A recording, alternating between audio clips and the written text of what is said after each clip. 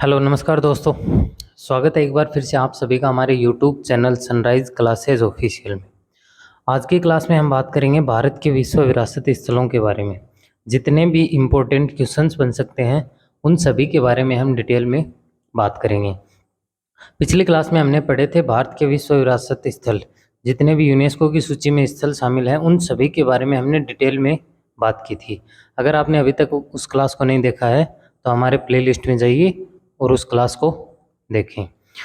तो चलिए शुरू करते हैं आज की क्लास। भारत के विश्व विरासत स्थलों से संबंधित प्रश्न। अगर आपने अभी तक हमारे यूट्यूब चैनल को सब्सक्राइब नहीं किया है तो जल्दी से यूट्यूब चैनल को सब्सक्राइब करें और बेल आइकन पर क्लिक करें, जिससे आपको आगे आने वाली वीडियोस की नोटिफिकेशन मिलते रहें। तो चलिए शुरू करते हैं आज की क्लास। यूनेस्को की स्थापना कब हुई? पहला क्वेश्चन है कि यूनेस्को की स्थापना कब हुई। यूनेस्को का पूरा नाम क्या है? United Nation Educational Scientific and Cultural Organization. और इसकी स्थापना कब होती है? 16 नवंबर 1945। यूनेस्को की स्थापना कब होती है? 16 नवंबर 1945। यूनेस्को का पूरा नाम United Nation Educational Scientific and Cultural Organization. स्थापना होती है 16 नवंबर 1945। अगर आपसे पूछे कि इसका वर्तमान में हेड कौन है तो वो कौन है? Andre Azoulay. वर्तमान में हेड कौन है? Andre Azoulay. और इसके अगर प्रथम अध्यक्ष पूछे तो वो कौन थे? Julian Huxley. ये आपको याद रखना है। 24 अक्टूबर 1945। 24 अक्टूबर 1945 को यूएनओ की स्थापना होती है। यूएनओ की स्थापना कब होती है? 24 अक्टूबर 1945। अगर आपको पूछे कि डब्ल्यूएचओ की स्थापना कब हुई तो डब्ल्यूएचओ की स्थापना कब होती है? 7 अप्रैल 1948 को। अगर आपसे पूछे कि वर्ल्ड बैंक और आईएमएफ, वर्ल्ड बैंक और आईएमएफ इन दोनों का मुख्यालय कहाँ पे है? वाशिंगटन डीसी में। और इन दोनों की स्थापना होती है 22 जुलाई 1944। ये आपको याद रखना है। इसके बाद में है अजंता की गुफाओं में कुल कितनी गुफाएं हैं? तो अजंता की गुफाएं कहाँ पे हैं? महाराष्ट्र में। अजंता की गुफाएं महाराष्ट्र में है। और इनका निर्माण किसके द्वारा करवाया गया था? गुप्त शासकों के द्वारा। अजंता जिन्हें कोई नहीं जानता वो क्या है? गुप्त। तो अजंता की गुफाओं का निर्माण किसके द्वारा करवाया गया? गुप्त शासकों के द्वारा निर्माण करवाया गया था। और अजंता में कुल कितनी गुफाएं हैं? 29 गुफाएं हैं। ये भी आपको याद रखना है। तो अजंता की गुफाओं में कुल कितनी गुफाएं हैं? 29। और ये किस धर्म से संबंधित गुफाएं हैं? तो ये बौद्ध धर्म से संबंधित सभी गुफाएं हैं। ये भी आपको याद रखना है। इसके बाद में नेक्स्ट क्वेश्चन है, एलोरा की गुफाओं को कब यूनेस्को की विश्व विरासत सूची में शामिल किया गया? तो अजंता और एलोरा दोनों को कब विश्व विरासत सूची में शामिल किया गया था? 1983 के अंदर अजंता और एलोरा की गुफाओं को शामिल किया गया। और दोनों ही कहाँ पे हैं? महाराष्ट्र में। और एलोरा की गुफाओं का निर्माण किसके द्वारा करवाया गया? राष्ट्रकूट वंश के द्वारा। राष्ट्रकूट वंश के द्वारा एलोरा की गुफाओं का निर्माण करवाया गया। और इसके अंदर कुल कितनी गुफाएं हैं? 34 गुफाएं हैं। और इसमें किसी एक धर्म से संबंधित गुफाएं नहीं है, इसमें 3 धर्म से संबंधित गुफाएं बनी हुई हैं। गुफा 1 से 12 हिंदू धर्म से संबंधित है। गुफा 13 से 29 बौद्ध धर्म से संबंधित है। और गुफा 30 से 34 ये जैन धर्म से संबंधित है। तो ये आपको याद रखना है। तो हिंदू धर्म से संबंधित कितनी गुफाएं हो गई? 12, बौद्ध धर्म से संबंधित 17 और जैन धर्म से संबंधित 5। टोटल कितनी गुफाएं हो गई? 34 गुफाएं एलोरा की गुफाओं में शामिल है। ये आपको याद रखना है। तो एलोरा की गुफाओं को यूनेस्को में कब शामिल किया गया था? 1983 के अंदर। तो इसका करेक्ट आंसर हो जाएगा 1983। ये आपको याद रखना है। इसके बाद में है महाबलीपुरम के स्मारकों का निर्माण किसके द्वारा करवाया गया? महाबलीपुरम के स्मारक किस राज्य में है? तमिलनाडु में। महाबलीपुरम के स्मारक तमिलनाडु राज्य में बने हुए हैं। और इनका निर्माण किसके द्वारा करवाया गया था? नरसिंह वर्मन प्रथम के द्वारा महाबलीपुरम के स्मारकों का निर्माण करवाया गया था। तो ये आपको याद रखना है। नरसिंह देव प्रथम गंग वंश के शासक थे ये। और इनके द्वारा किसका निर्माण करवाया गया था? नरसिंह देव प्रथम के द्वारा कोणार्क के सूर्य मंदिर का निर्माण करवाया गया था। तो ये भी आपको याद रखना है। इसके बाद में नेक्स्ट क्वेश्चन है, एक सींग वाले गेंडे के लिए कौन सा राष्ट्रीय उद्यान प्रसिद्ध है? एक सींग वाले गेंडे किस राज्य में पाए जाते हैं? असम में। असम में। और कौन से राष्ट्रीय उद्यान में? काजीरंगा राष्ट्रीय उद्यान में। तो काजीरंगा एक सींग वाले गैंडे के लिए कौन सा राष्ट्रीय उद्यान प्रसिद्ध है? काजीरंगा राष्ट्रीय उद्यान। तो ये आपको याद रखना है। काजीरंगा राष्ट्रीय उद्यान को यूनेस्को की सूची में कब शामिल किया गया था? 1985 में। काजीरंगा राष्ट्रीय उद्यान को यूनेस्को की सूची में शामिल किया गया था 1985 में। मानस राष्ट्रीय उद्यान ये भी असम में है और ये भी यूनेस्को की सूची में 1985 में शामिल हुआ था। केवलादेव राष्ट्रीय उद्यान ये भरतपुर राजस्थान में है और ये भी 1985 में शामिल हुआ था। कंचनजंगा राष्ट्रीय उद्यान ये सिक्किम में है और भारत की एकमात्र मिश्रित साइट है, ये भी आपको याद रखना है। इसके बाद में नेक्स्ट क्वेश्चन है कि सर्दी के मौसम में साइबेरियन क्रेन भारत के किस अभ्यारण्य में आते हैं? तो भारत के किस अभ्यारण्य में सर्दी के मौसम में साइबेरियन क्रेन आते हैं? तो इसका आंसर क्या हो जाएगा? केवलादेव राष्ट्रीय उद्यान। केवलादेव राष्ट्रीय उद्यान कहाँ पे है? भरतपुर राजस्थान में। इसका आंसर क्या हो जाएगा? केवलादेव राष्ट्रीय उद्यान। और इसको 1985 के अंदर यूनेस्को की सूची में शामिल किया गया था, ये आपको याद रखना है। इसके बाद में नेक्स्ट क्वेश्चन है फतेहपुर सीकरी किसके द्वारा बसाया गया था? फतेहपुर सीकरी कहाँ पे है, किस राज्य में है? उत्तर प्रदेश में। और किसके द्वारा बसाया गया था? अकबर के द्वारा। तो फतेहपुर सीकरी किसके द्वारा बसाया गया था? अकबर के द्वारा। ये भी आपको याद रखना है। इसके बाद में नेक्स्ट है आगरा का किला विश्व विरासत सूची में कब शामिल किया गया? आगरा का किला। आगरा का किला विश्व विरासत सूची में कब शामिल होता है? विश्व विरासत सूची में 1983 में। 1983 में 4 साइट शामिल होती हैं, कौन कौन सी? आगरा का किला, इसके बाद ताजमहल और अजंता की गुफाएं और एलोरा की गुफाएं। ये चारों कब शामिल होते हैं? 1983 के अंदर। ये आपको याद रखना है। तो आगरा का किला विश्व विरासत सूची में शामिल कब हुआ था? 1983 में। आगरा का किले का निर्माण किसके द्वारा करवाया गया था? अकबर के द्वारा। तो ये भी आपको याद रखना है। इसके बाद में नेक्स्ट क्वेश्चन है कोणार्क के सूर्य मंदिर का निर्माण किस वंश के द्वारा करवाया गया था? तो कोणार्क के सूर्य मंदिर का निर्माण किस वंश के द्वारा करवाया गया था? गंग वंश के द्वारा। और गंग वंश के अगर राजा पूछेगी किस राजा के द्वारा करवाया गया था, तो इसका आंसर क्या हो जाएगा?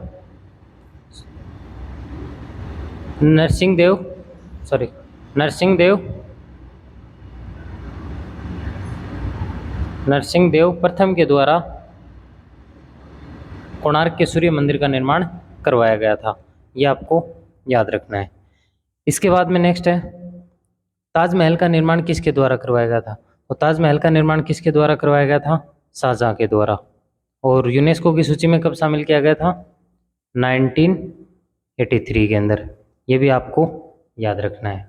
इसके बाद में नेक्स्ट क्वेश्चन है हम्पी के स्मारक निम्न में से किस राज्य में है? तो हम्पी के स्मारक कहाँ पे हैं? कर्नाटक के अंदर। हम्पी के स्मारक कर्नाटक के अंदर। हम्पी विजयनगर साम्राज्य की राजधानी हुआ करती थी और विजयनगर साम्राज्य को किसके द्वारा बसाया गया था? हरिहर और बुक्का के द्वारा। उसकी राजधानी थी हम्पी। और हम्पी के जो स्मारक हैं वो किस राज्य में है? कर्नाटक में। ये सारी बातें आपको अच्छे से याद रखनी है। इसके बाद में नेक्स्ट क्वेश्चन है खजुराहो के स्मारक किस वंश के शासकों के द्वारा बनाए गए थे? तो खजुराहो के स्मारक हैं कहाँ पे? मध्य प्रदेश में। खजुराहो के स्मारक कहाँ पे हैं? मध्य प्रदेश में। और ये किस वंश के द्वारा निर्माण करवाया गया था इनका? चंदेल शासकों के द्वारा या चंदेल वंश के द्वारा इन खजुराहो के स्मारकों का निर्माण करवाया गया था। और खजुराहो के स्मारक यूनेस्को की सूची में कब शामिल किए जाते हैं? 1986 में। ये भी आपको याद रखना है। इसके बाद में नेक्स्ट क्वेश्चन है भीमबेटका की गुफाएं किस राज्य में है? तो भीमबेटका की गुफाएं किस राज्य में है? मध्य प्रदेश में। ये भी आपको अच्छे से याद रखना है। तो भीमबेटका की गुफाएं मध्य प्रदेश में। इसका करेक्ट आंसर हो जाएगा मध्य प्रदेश। ये आपको याद रखना है। इसके बाद में नेक्स्ट क्वेश्चन है पटादकल के स्मारक किस राज्य में है? पटादकल के स्मारक किस राज्य में है?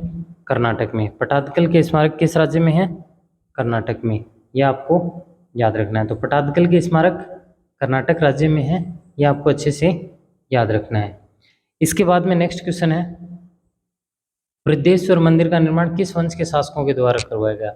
वृद्धेश्वर मंदिर कहाँ पे है? तंजावुर तमिलनाडु के अंदर। बृहदेश्वर मंदिर कहाँ पे है? तंजावुर तमिलनाडु में। और इसको यूनेस्को की सूची में कब शामिल किया गया था? बृहदेश्वर मंदिर को यूनेस्को की सूची में कब शामिल किया गया था?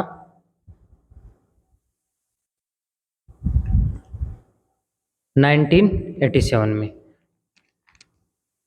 1987 में बृहदेश्वर के मंदिर को यूनेस्को की सूची में शामिल किया गया था। और किस वंश के द्वारा इसका निर्माण करवाया गया था? चोल वंश के द्वारा। तो किस वंश के द्वारा इसका निर्माण करवाया गया था? चोल वंश के द्वारा इसका निर्माण करवाया गया था। ये आपको याद रखना है।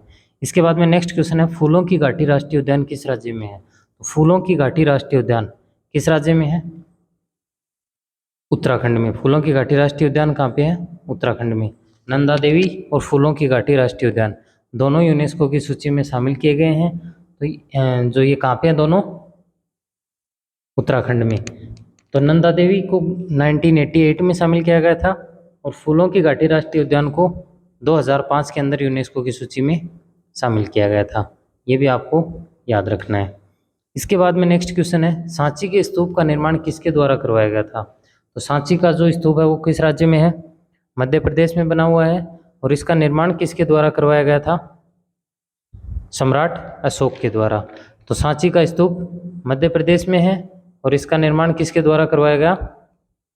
सम्राट अशोक के द्वारा इसका निर्माण करवाया गया था। ये आपको याद रखना है। इसके बाद में नेक्स्ट क्वेश्चन है, हुमायूं के मकबरे का निर्माण किस शैली में किया गया है? तो हुमायूं के मकबरे का निर्माण किस शैली में किया गया है? चारबाग शैली में। हुमायूं के मकबरे का निर्माण चारबाग शैली में किया गया है और ये कहाँ पे है? दिल्ली के अंदर। यूनेस्को की सूची में कब शामिल किया गया था इसको यूनेस्को की सूची में शामिल किया जाता है 1993 के अंदर। ये आपको याद रखना है। इसके बाद में नेक्स्ट है, ईंटों से बनी विश्व की सबसे ऊंची मीनार कौन सी है? ईंटों से बनी विश्व की सबसे ऊंची मीनार कौन सी है? अगर ईंटों से बनी आपको विश्व की सबसे ऊंची मीनार पूछे तो इसका करेक्ट आंसर हो जाएगा कुतुब मीनार। अगर आपको पूछे कि विश्व की सबसे ऊंची मीनार कौन सी है तो उसका आंसर क्या हो जाएगा? बुर्ज खलीफा। ये आपको याद रखना है। चार मीनार कहाँ पे है? हैदराबाद में। और इसका निर्माण किसके द्वारा करवाया गया था? कुली कुतुब शाह के द्वारा इसका निर्माण करवाया गया था। ये भी आपको याद रखना है। और कुतुब मीनार को यूनेस्को की विश्व विरासत सूची में कब शामिल किया गया था? 1983 में। और कहाँ पे है ये? दिल्ली के अंदर। ये सारी बातें आपको अच्छे से याद रखनी है। इसके बाद में नेक्स्ट क्वेश्चन है, निम्न में से कौन सा रेलवे यूनेस्को सूची में शामिल नहीं है? तो कौन सा रेलवे यूनेस्को सूची में शामिल नहीं है? दार्जिलिंग रेलवे शामिल है, सिलीगुड़ी रेलवे नहीं शामिल है, नीलगिरी पर्वतीय रेलवे शामिल है और कालका शिमला रेलवे शामिल है। तो दार्जिलिंग रेलवे कब शामिल होता है? 1999 में शामिल होता है। नीलगिरी पर्वतीय रेलवे 2005 के अंदर यूनेस्को में शामिल होता है और कालका शिमला रेलवे 2008 के अंदर यूनेस्को की सूची में शामिल किया जाता है। तो ये सारे आपको अच्छे से याद रखने हैं। इसके बाद में नेक्स्ट क्वेश्चन है, गौतम बुद्ध को ज्ञान की प्राप्ति किस वृक्ष के नीचे हुई थी? तो गौतम बुद्ध को ज्ञान की प्राप्ति किस वृक्ष के नीचे हुई थी? हम बोधि वृक्ष बोलते हैं, लेकिन वो पेड़ किसका है? वो पीपल का पेड़ है। ये आपको याद रखना है। तो वो किसका पेड़ है? पीपल का एक वृक्ष है जिसके नीचे बैठकर गौतम बुद्ध ने ज्ञान की प्राप्ति की थी। और ये कहाँ पे है? बोध गया बिहार के अंदर है। बोध गया बिहार के अंदर है। और बोध गया बिहार के मंदिर को यूनेस्को की सूची में शामिल किया गया है। उस मंदिर का नाम क्या है? महाबोधि मंदिर। उसका निर्माण सम्राट अशोक के द्वारा करवाया गया था और 2002 के अंदर उसको यूनेस्को की सूची में शामिल किया गया था। ये आपको सारी बातें याद रखनी है। इसके बाद में नेक्स्ट क्वेश्चन है, लाल किले को विश्व विरासत सूची में कब शामिल किया गया था? लाल किला कहाँ पे है? दिल्ली के अंदर। लाल किला दिल्ली के अंदर है। विश्व विरासत स्थल सूची में कब शामिल किया गया था इसको? 2007 के अंदर। विश्व विरासत सूची में इसको कब शामिल किया गया था? 2007 के अंदर। ये आपको याद रखना है। और इसका निर्माण किसके द्वारा करवाया गया था? शाहजहाँ के द्वारा। तो लाल किले का निर्माण किसके द्वारा करवाया गया? शाहजहाँ के द्वारा। ये आपको याद रखना है। इसके बाद में निम्न में किस शहर में जंतर मंतर नहीं है? देखो, भारत के 5 शहरों में जंतर मंतर बने हुए हैं। 5 कौन कौन से शहर हैं वो?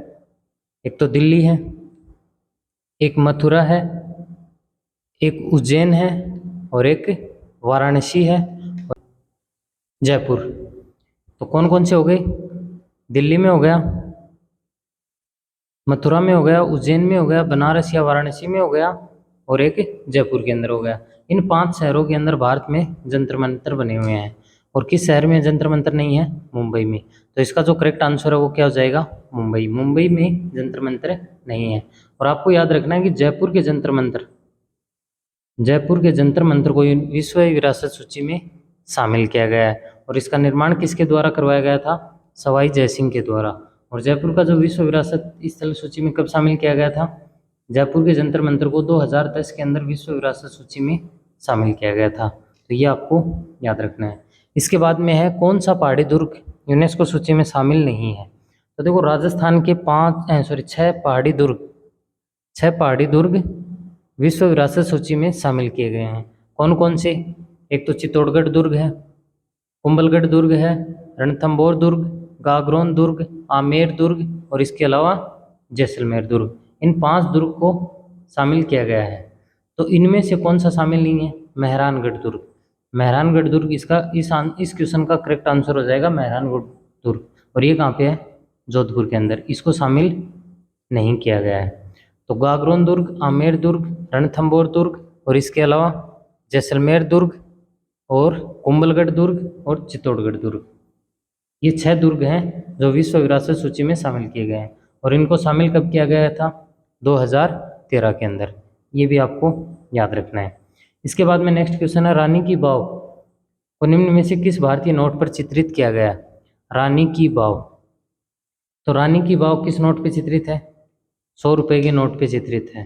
तो 100 रुपये के नोट पे किसका चित्र बना हुआ है? रानी की वाव। रानी की वाव कहाँ पे है? गुजरात के अंदर। रानी की वाव गुजरात के अंदर।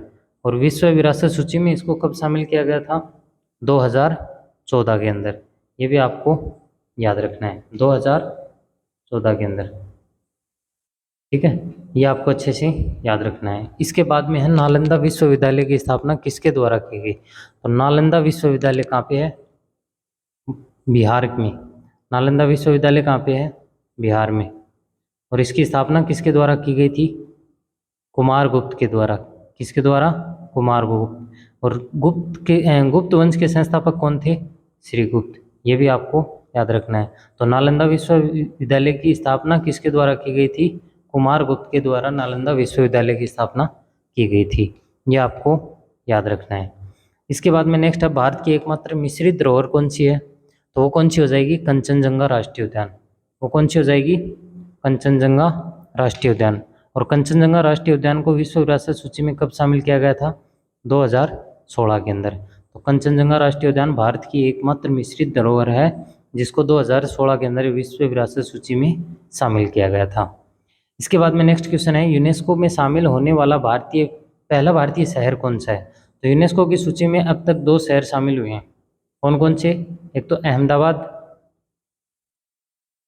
और दूसरा जयपुर।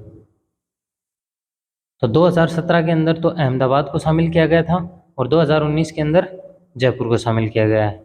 तो 2017 में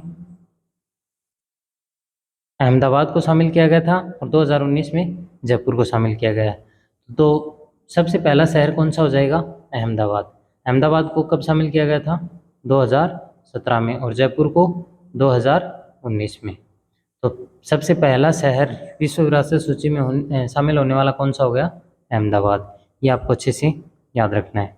इसके बाद में नेक्स्ट क्वेश्चन है, यूनेस्को में शामिल होने वाली भारत की नवीनतम साइट कौन सी है? जो वर्तमान में नवीनतम साइट शामिल हुई है वो कौन सी है जो विश्व विरासत सूची में शामिल हुई है? तो वो कौन सी हो जाएगी? धोलावीरा। वो कौन सी हो जाएगी? धोलावीरा। धोलावीरा को कब शामिल किया गया था? 2021 के अंदर। और ये किस राज्य में है? गुजरात में। और ये हड़प्पा सभ्यता या सिंधु घाटी सभ्यता का एक नगर है। तो ये भी आपको याद रखना है। तो धोलावीरा कहाँ पे है? गुजरात में है। 2021 में विश्व विरासत सूची में शामिल किया गया है और ये नवीनतम यानी कि 40वीं साइट है। कौन से क्रम की साइट है? 40वीं। ये भी आपको याद रखना है। इसके बाद में नेक्स्ट क्वेश्चन है, बुलंद दरवाजे का निर्माण किसके द्वारा करवाया गया था? तो बुलंद दरवाजा कहाँ पे है? फतेहपुर सीकरी के अंदर। बुलंद दरवाजा कहाँ पे है? फतेहपुर सीकरी के अंदर है। और इसका निर्माण किसके द्वारा करवाया गया था? बुलंद दरवाजे का निर्माण किसके द्वारा करवाया गया था? अकबर के द्वारा। कब? 1574 के अंदर। गुजरात विजय के पश्चात अकबर ने फतेहपुर सीकरी में बुलंद दरवाजे का निर्माण करवाया था। तो ये आपको याद रखना है। तो ये थे आपके आज के क्वेश्चन। आपको क्लास कैसी लगी कमेंट कर ज़रूर बताएं। और अगर आपने अभी तक हमारे चैनल को सब्सक्राइब नहीं किया है तो जल्दी से हमारे चैनल को सब्सक्राइब कीजिए। और ये जो क्वेश्चन फॉर्म में मैं क्वेश्चन आंसर लेके आया हूँ, ये आपको कैसा लगा ये भी कमेंट में ज़रूर बताएं। और अपने सभी दोस्तों के साथ क्लास को शेयर करें। Thank you. Have a nice day.